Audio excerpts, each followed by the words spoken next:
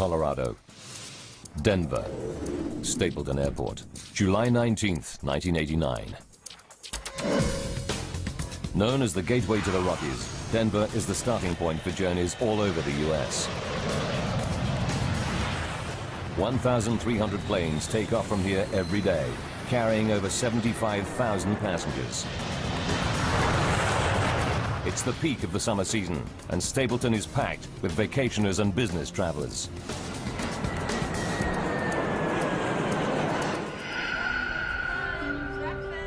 Debbie McKelvey will be among the vacationers flying from Stapleton today. She's taking her children, Devon, age 6, and her son Ryan, who's 7, to a family reunion back in her home state of Pennsylvania. I was going home for 2 weeks with my children, and I was very, very excited about the trip. Debbie is taking advantage of United Airlines Children's Day promotion. Today, kids under 14 can fly for 1 cent, but each must fly with a paying adult. Debbie pairs up with a tennis club girlfriend, Ruth Ness, so she can sit with one of the kids. It was nice having Ruth with me because she entertained one child while I was entertaining the other child. 1:15 p.m. Debbie, Ruth, and the kids wait to board flight UA 232 to Philadelphia via Chicago.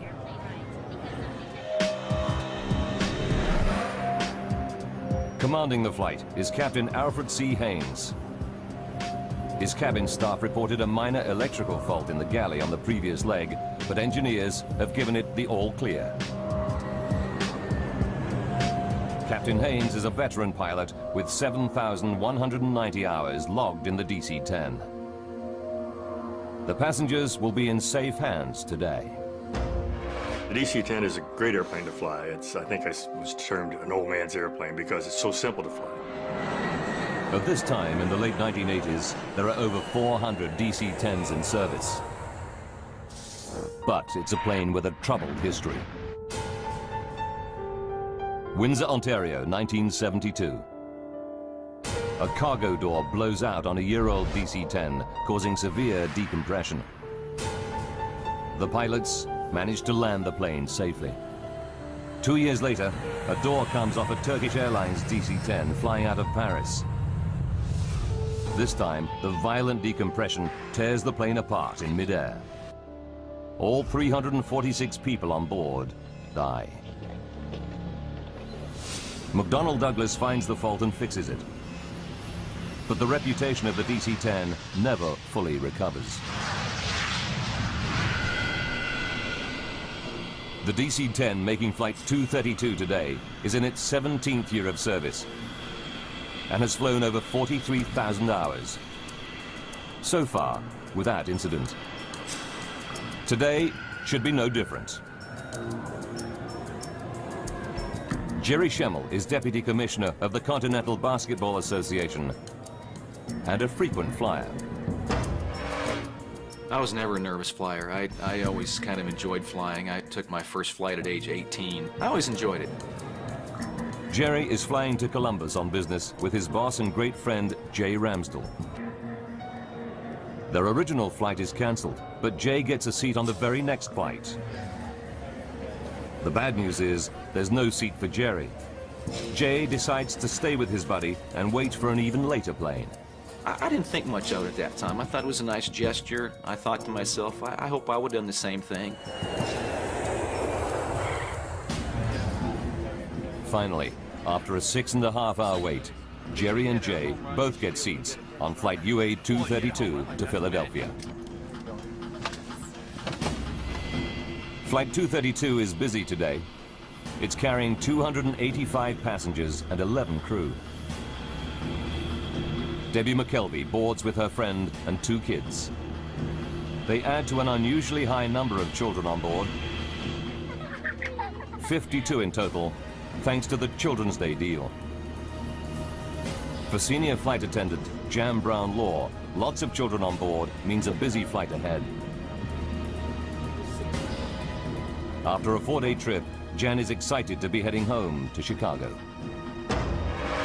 I just remember feeling just the energy of this last leg and getting all pumped up to do the service. Captain Haynes, co-pilot Bill Records, and flight engineer Dudley Dvorak run through their pre-flight checks.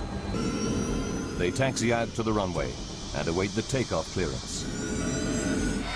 At 2:09 p.m., the three-engine jet flies out of Denver. The morning we left Denver, it was clear skies, beautiful day, nice smooth air, comfortable flight, just a routine flight.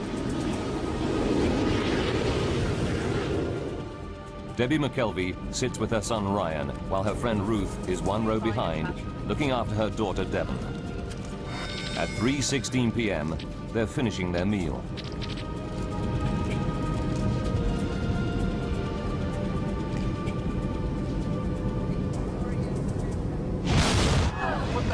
Suddenly, out of the blue, a terrifying blast rips through the plane.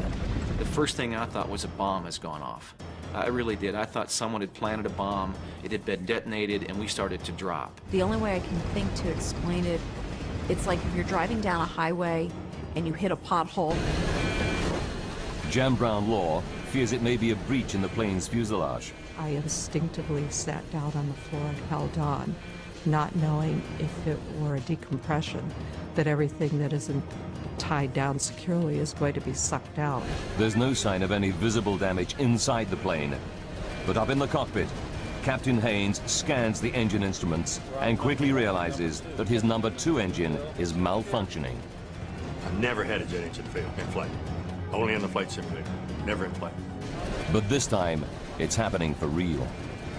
3:17 p.m.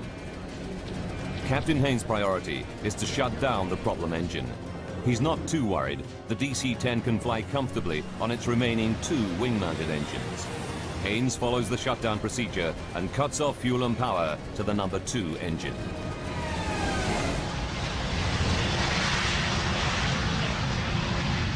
The problem engine is off.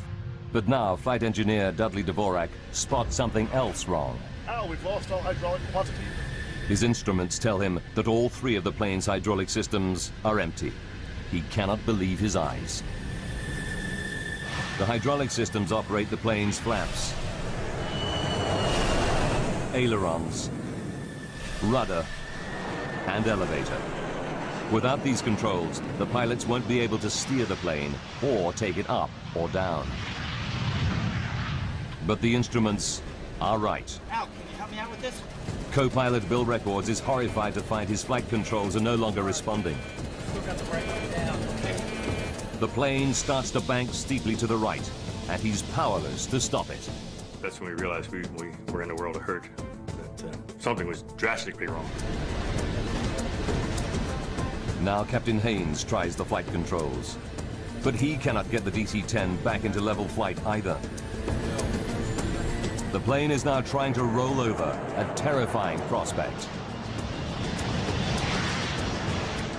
We have nothing to turn the airplane, nothing to control the pitch of the aircraft. Nothing. Fly the aircraft. It's every pilot's nightmare. Flight 232 is at 11,000 meters and out of control. If its left wing continues to lift, the plane will flip over and tumble to its doom.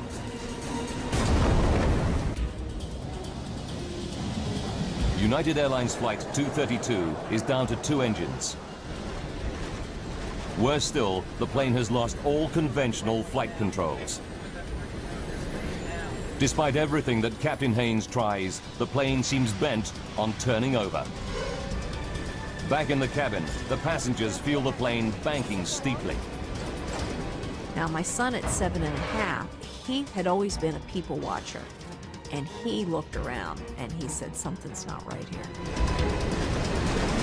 You could feel the turn. You could feel the sensation physically of your body leaning off to the right side. I remember feeling that and thinking that was very unusual.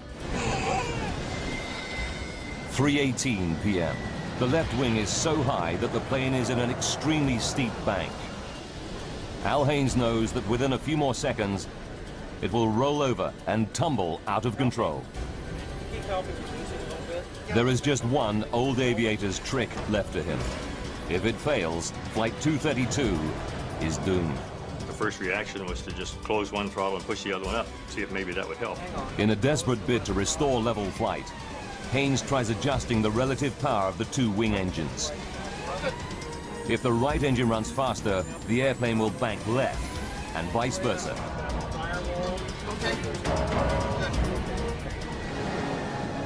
It works. Captain Haynes is able to pull the plane out of its roll. He still has no flight controls, but he regains a crude form of steering by using the throttles. But Haynes finds that he can only make right-hand turns. 3:20 p.m. Co-pilot Bill Records radios Minneapolis Air Route Traffic Control Center. 232 heavy. We've shut down engine. He reports the loss of flight controls and requests a flight path to the nearest airport. The pilots have no idea how they're going to land the crippled plane. Ladies and gentlemen, this is the captain. We've shut down the number 2 engine. Now Captain Haynes tells passengers that one engine has failed, but he doesn't mention the loss of flight controls. Chicago, but we may be just a little Not all the passengers find his words reassuring. You could just feel a tenseness in the flight attendants. And that's when you kind of felt there's something not right here. Captain Haynes knows that time is running out.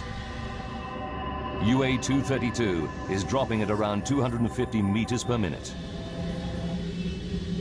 They need to attempt an emergency landing soon, before they lose height altogether.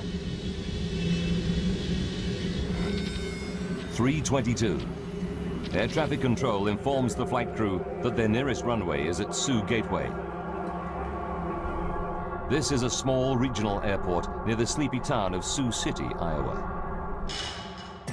3:25 p.m. A quiet afternoon in a Sioux City fire station is about to get a whole lot busier. When Fire Chief Robert Hamilton hears an alert called in, he suspects something big. I've been in this business a long time, and you can kind of tell. You have almost a sixth sense, I guess. Within minutes, the fire chief's hunch is proved correct. UA-232 is heading right for his city. 9 fire trucks race out to their emergency positions on one of the runways. Now Captain Haynes and his crew have to work out how they're going to land the plane with barely any controls. Before they can make a plan, they hit another problem. The DC-10 starts to soar up and then down in a random, uncontrollable cycle. For the pilots, it's like riding a roller coaster through the sky. We had no idea how long we were going to keep that airplane in the sky. Debbie McKelvey feels the plane's erratic motion and fears for her life. Here I have a 6-year-old and a 7-year-old. You start praying, if I'm going to die, please make sure we all go and we all go quick. 3:26 p.m. Captain Haynes calls his senior flight attendant up to the cockpit. When I opened that door, the whole atmosphere hit me. It's the worst crisis possible. The captain tells Jan to prepare the cabin for an emergency landing. As I walked through the first-class cabin, I just could not look anybody in the eye because I was afraid they'd read the fear in mine. Denny Fitch is a DC-10 training pilot flying home from an instructor session. He knows that something is wrong and offers his help. 3:29. What Denny finds in the cockpit shocks him. It was an amazing scene for me because both the pilots were in fact on the controls. Both of them, their tendons in their forearms were raised from effort. Their knuckles were white from grip. As an expert training pilot, Denny Fitch is ready for any emergency, but he's never seen anything like this before. I was dumbfounded because it was unheard of. As a matter of fact, there was no procedure for it, having no hydraulics. The first thought that came to my mind, to be honest, was that I was going to die that afternoon. Ladies and gentlemen, Captain Haynes now tells his passengers the plane is damaged and they'll be making an emergency landing in Sioux City. This landing's a little different than you're used to. 296 people could lose their lives. Getting this airplane down without crashing will be the ultimate test of pilot skill. Denny offers to help out any way he can. I said, "Captain, would you want me to do your throttles?" And he responded, "Yes, do that." Denny takes over on the throttles, the only controls still functioning. They allow him some degree of steering, but the plane is still only able to make right-hand turns.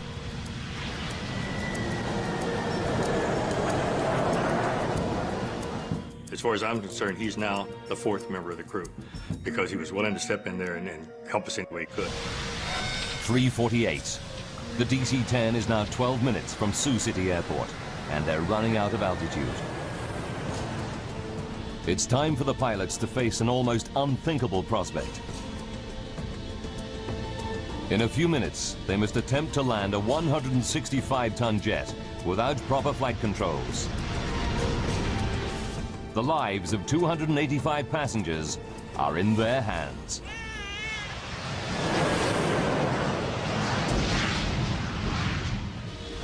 The pilots must now try to line up for the final approach into Sioux City Airport. Denny Fitch will attempt to steer the plane and control its descent, all by adjusting the throttles. What's more, the plane can only make right-hand turns. The plan is to make a series of looping turns and hope that as they come out of their final circuit, they're facing the runway. The odds are stacked against them. At 3:50 p.m., Senior Flight Attendant Jan Brown-Law begins her final safety briefing. The passengers were right there in the palm of our hand. There, you could have heard a pin drop. Jan pays special attention to the 4 children too small to have their own seats. You need to keep your seatbelt on and cross. Official guidelines are non-specific, but United Airlines procedure at the time is for adults to hold these lat children on the floor during an emergency landing. Jan is anxious about the procedure, but has no option but to follow protocol. It makes my skin crawl to this day to think that I found myself telling passengers, parents of lap children, to put their child on the floor and hold them down. As the flight crew near Sioux City, they are only too aware of what's at stake. You've got 296 lives in your 2 hands. You literally do. And I've never felt so overwhelmingly, responsible for anything in my life. With no brakes, the DC-10 will need a long runway. Air traffic control assigns them runway 31 at 2,700 meters. It's the longest at Sioux City. 3:52 p.m. Denny Fitch puts the plane into its final looping turn. He knows the crippled jet would never be able to regain altitude for a second attempt. This was it. We had to land on that runway. One time, that's all we had. As they emerge from their final loop, the pilots see a wonderful sight. Sioux City Airport, dead ahead. There's just one problem. It's the wrong runway. Here we are, there's a runway right in front of us, we're out of time, we're out of altitude, that's where we're gonna go. Runway 22 is much shorter than runway 31, and it's full of fire trucks and ambulances. It wasn't until probably a couple of minutes at the most that we had a change in that the runway was actually shifted then from 1331 to runway 22. 3:59. Fire trucks race out of the path of the plunging DC-10. And so we were basically just kind of scrambling, getting out of the way, if you will, and trying to get to an ideal position for that particular runway. Captain Haynes orders the passengers into the brace position. Brace, brace, brace. The minute we said brace, it was like a breeze going over a field of wheat. Everybody in the cabin disappeared from sight to go into their brace position. I kept thinking, this is it. And I actually made my son shut the window shade. And I thought, we don't need to see, the end as it's coming.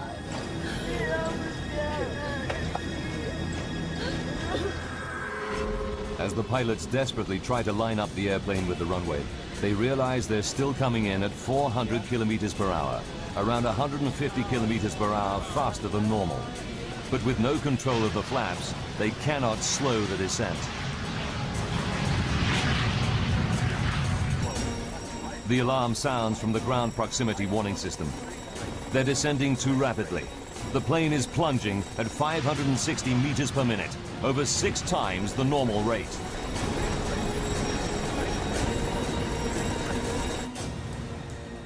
Down on the ground, a local news crew races into position to cover the crash landing. Not gonna be pretty. 4 p.m. Just seconds from landing, the nose and right wing drop. If they come in at this angle, the plane could break apart. And I shoved both the throttles to maximum power, hoping that that would result in the nose being pulled up. Denny Fitch desperately struggles to bring the nose back up, but it's too late. The engines don't respond in time. 4 p.m. and 16 seconds. The plane smashes into the runway. It just felt like we dropped out of the sky and hit the ground. It wasn't like it was an emergency landing. It was a crash. I could hear all the screeching metal and noises that you've never heard before and you hope you'll never hear again. The right landing gear and wing shear off, spilling fuel and sparking a fire. I could see fireballs because I guess the plane, you know, it's screeching on the runway. And then that was my next thought. Oh my God, we're gonna burn to death. The jet careers along the runway on its wing stump for about 600 meters, then breaks apart.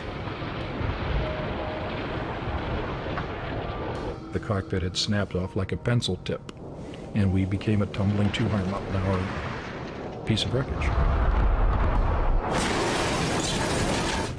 The main section of the fuselage skids further down the runway, rolls over on its back, and comes to a halt at the side of the airfield.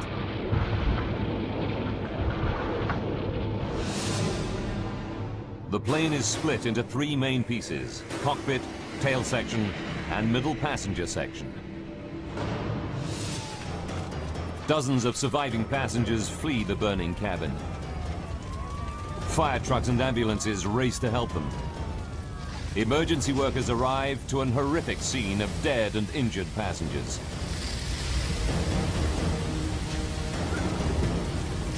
Survivors escaping the wreckage scatter through cornfields at the edge of the runway. Debbie and her son Ryan are among them. I grabbed my son and we started running and running.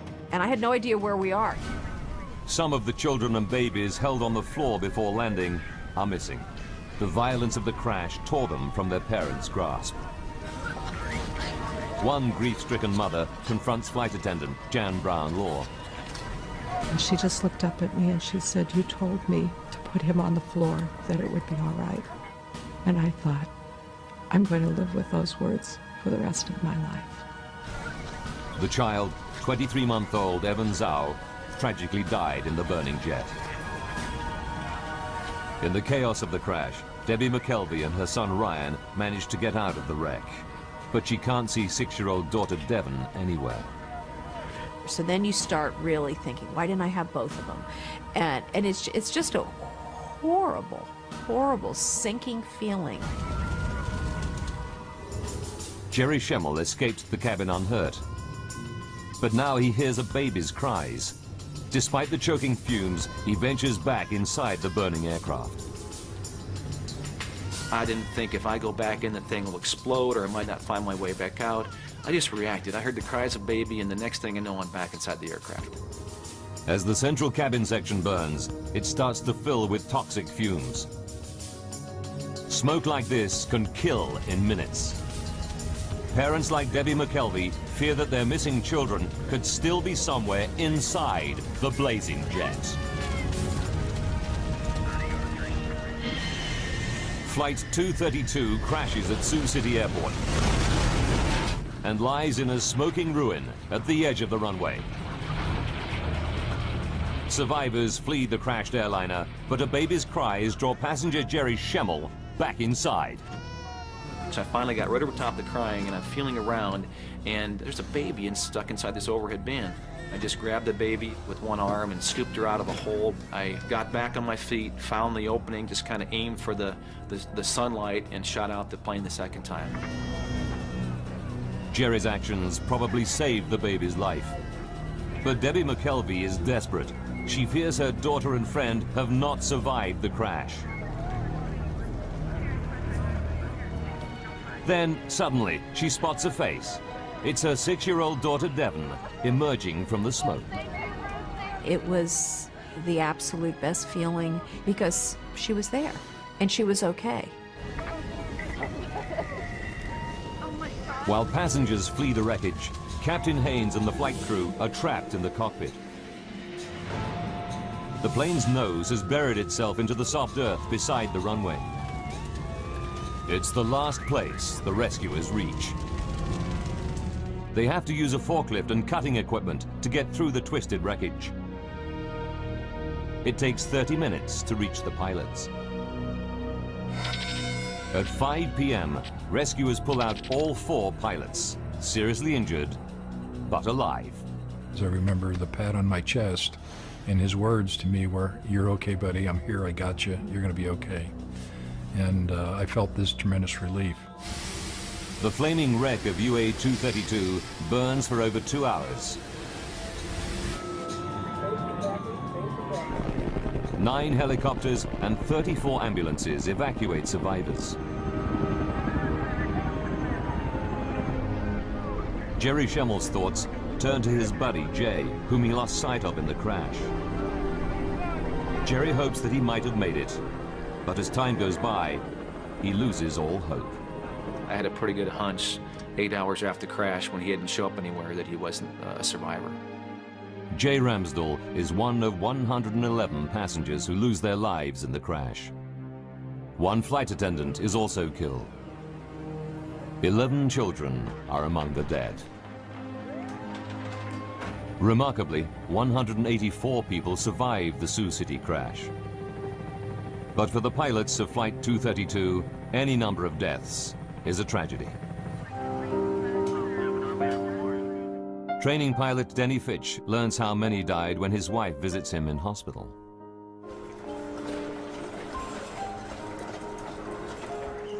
And she started crying because she realized I didn't know the truth. That in fact 112 people had died behind me. And I saw her cry. I had my answer. And I cried every waking moment for the next 3 days. I just couldn't stop crying. It just so tore my heart out to know that people died behind me. I was ready to die for them, and I didn't want them to die. Al Haynes and the flight crew are determined that something positive should come out of the tragedy. I would like to say that this crew, and in fact the entire industry, is dedicated to finding the cause of this accident. So maybe we can never have it happen again.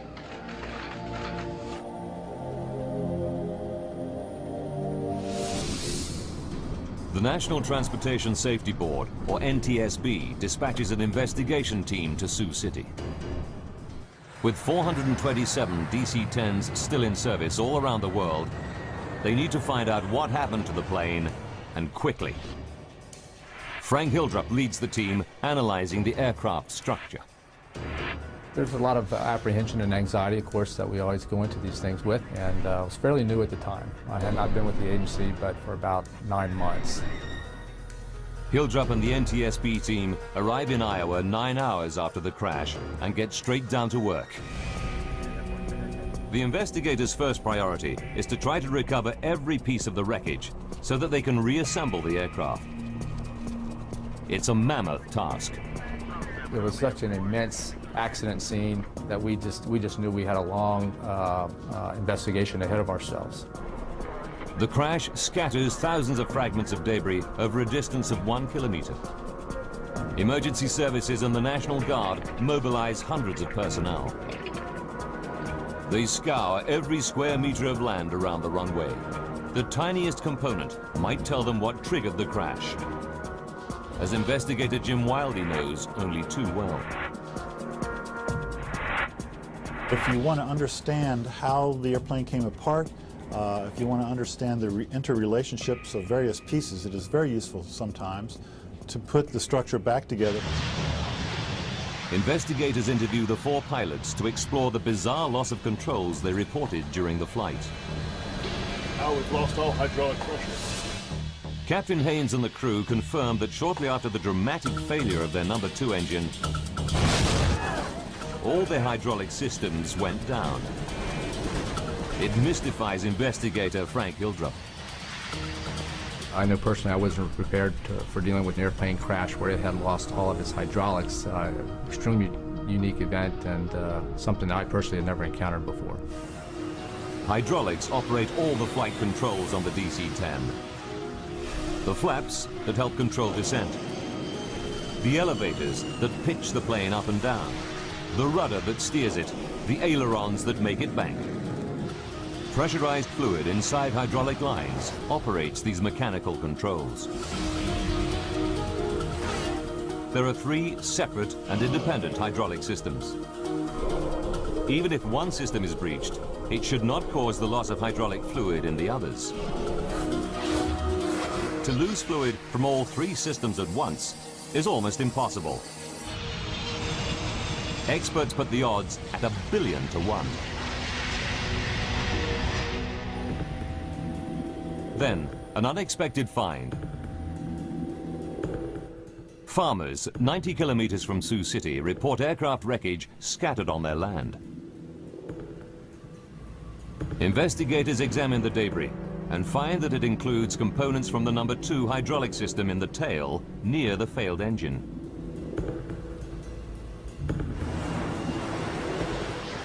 The team can calculate from the plane's flight path exactly when these parts fell.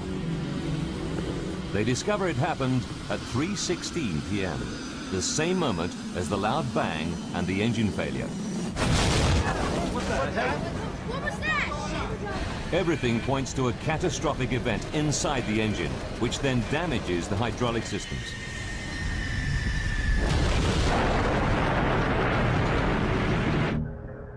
They go back to the wrecked plane and examine every millimeter of its hydraulic lines. It's a painstaking process, but it pays off. They find puncture holes in the pressure lines of the plane's other 2 hydraulic systems, and the holes in both sets of pressure lines are near the failed engine. We determined that all the 3 hydraulic systems had been breached, and that's why the hydraulic fluid was lost, and they lost the ability to really control the airplane. It's incredible, but true. Something did put all 3 hydraulic systems out of action at exactly the same moment. But the team still has to prove that the number 2 engine caused the damage.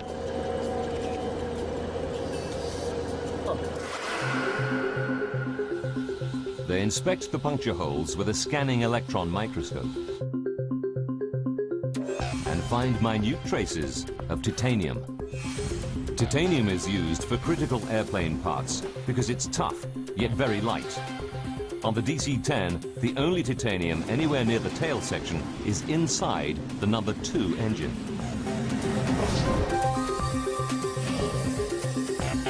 And when NTSB engineers reconstruct the DC-10's number 2 engine, a new clue confirms the team's theory. We learned that a major portion of the number 2 engine in the tail of the airplane had come apart and was missing. The missing part is the fan disc, the massive central hub of the engine's fan assembly. It's made of titanium. Investigators are starting to get a picture of what caused the bizarre loss of controls aboard flight UA-232. 44 minutes from disaster. The loud bang that crew and passengers hear is the 170-kilogram fan disc fracturing. The broken fan disc bursts through the engine housing. The blast fractures a section of the number 2 hydraulic system. But in a piece of catastrophic bad luck, fragments also puncture lines in both remaining systems. Quantity 0 on all 3. I'm sure. Gauges say 0. All hydraulic quantity down. 42 minutes to go. The plane loses all its flight controls. The tail section is so badly damaged that the plane can only make right-hand turns. And without elevators, the pilots cannot keep the plane on a level flight path through the sky. But the NTSB investigators still don't know what caused the fan disc to fracture. Until they find out, more than 200 other DC-10s could be flying around with engines that have a similar hidden fault.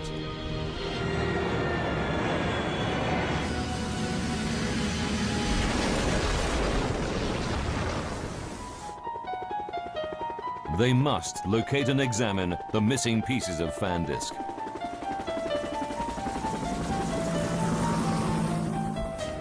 Investigators calculate the likely trajectory of the fan disc debris to find out where it might have landed.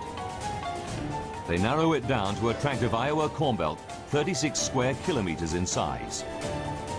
I would consider the search for that fan disc certainly a needle in a haystack type of effort.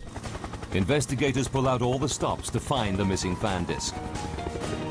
They scour the area with 4 helicopters, but find that the 3-meter-high corn stalks conceal everything on the ground.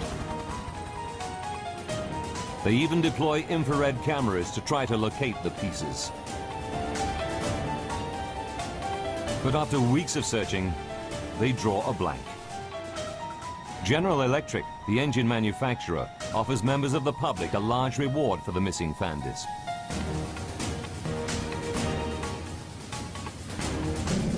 But there's still no sign of it. 2 months go by, and harvest time comes around. Janice and Dale Sorensen have a 180-hectare farm right in the middle of the search area. Tuesday, October 10th, 1989, and Janice Sorensen is out bringing in the corn. As I was combining, I felt a little resistance on the front of the combine, and I backed it up and then put it in neutral and got out and looked, and I knew immediately that this was the piece they were looking for. It's a massive chunk of debris, half buried in the earth. Teams from General Electric and the NTSB race to the Sorensen farm.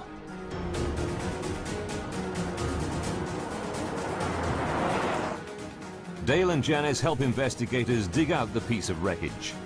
This is the Sorensens' own video footage of their find. I had a little shovel long, and I went and got the tractor with a loader and put a chain around it, hoisted it up, and then we took it down to the turkey shed, which was not very far away, and we had hot water there, so we washed it off, so it was spick and span. Investigators quickly confirm that the debris is a major chunk of the missing fan disc from flight UA-232. Then they find another piece nearby. Together, the 2 parts complete the entire missing fan disc. Janice Sorensen learns that her find could hold the key to the disaster. I was very emotional about it. I had some tears. It was a combination of the excitement of finding the piece and of the tears for those who'd lost their lives. One more. Janice and her husband Dale collect General Electric's $120,000 reward. They give over half the money to charity. The NTSB can now begin the next phase of their investigation. They fly the fractured fan disc to the labs of the engine manufacturer General Electric to find out what could break apart such a robust metal component. Jim Wildy, a metallurgist by training, examines the fan disc, starting with the main fracture line where it broke apart. He spots something branching off it, a fatigue crack 13 millimeters long. It's rare to find metal fatigue in a fan disc. These components are specifically designed to withstand the enormous rotational forces within the engine.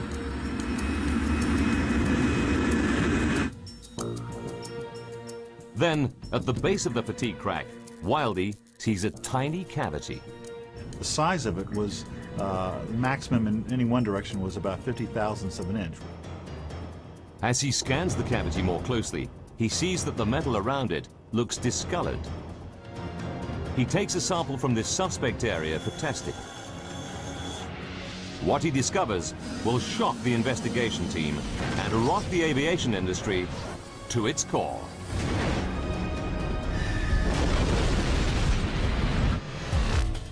Investigator Jim Wildey examines a tiny cavity in the fractured fan disc from flight UA-232. What he finds stuns him.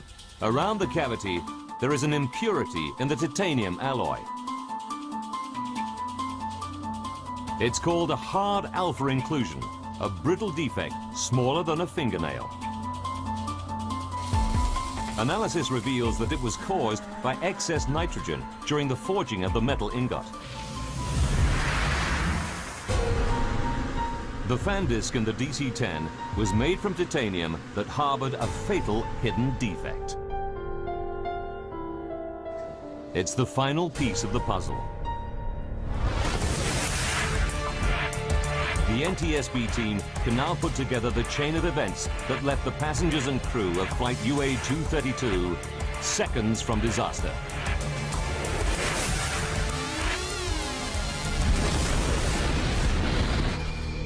As the DC-10's fan disc rotates at 3,800 RPM, the huge stresses initiate a minute crack in the defect.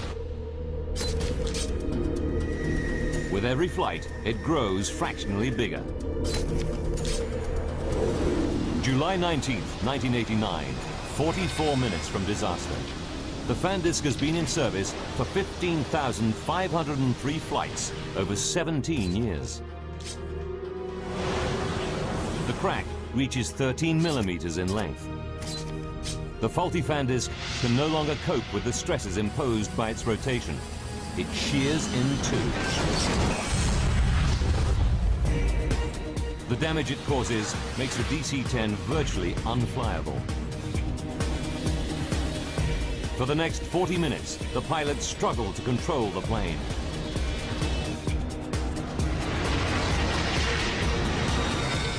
Five minutes to go. Flight 232 comes out of its final turn into Sioux City. 20 seconds. As the plane comes into land, the right wing drops.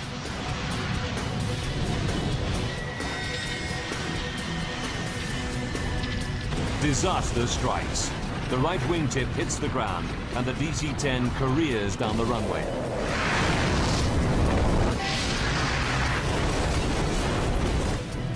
A $21 million jet weighing 165 tons is brought down by a tiny metallic flaw.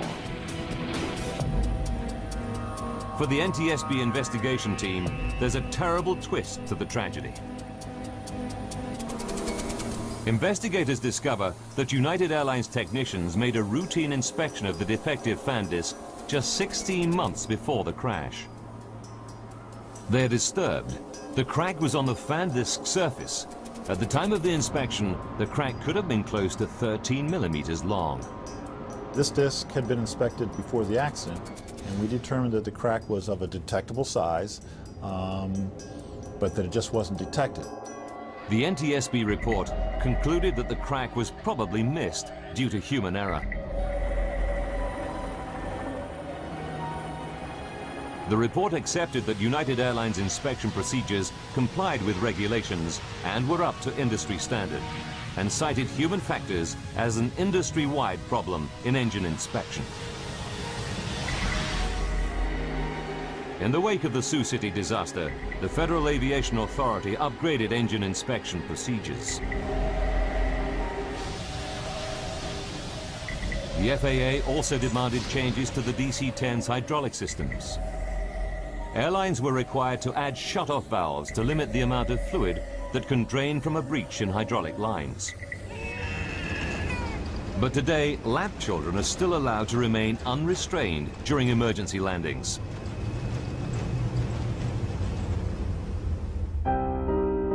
Ever since the crash, Jan Brown Law has campaigned for all children to have allocated seats and safety restraints on airplanes. She has never forgotten the young boy, Evan Zhao, who lost his life on her watch.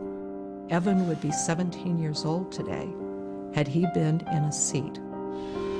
Denny Fitch, Al Haynes, and the other crew members received industry awards for their extraordinary professionalism and valor. Jerry Schemmel, who now has children of his own, will never forget the debt he owes the pilots.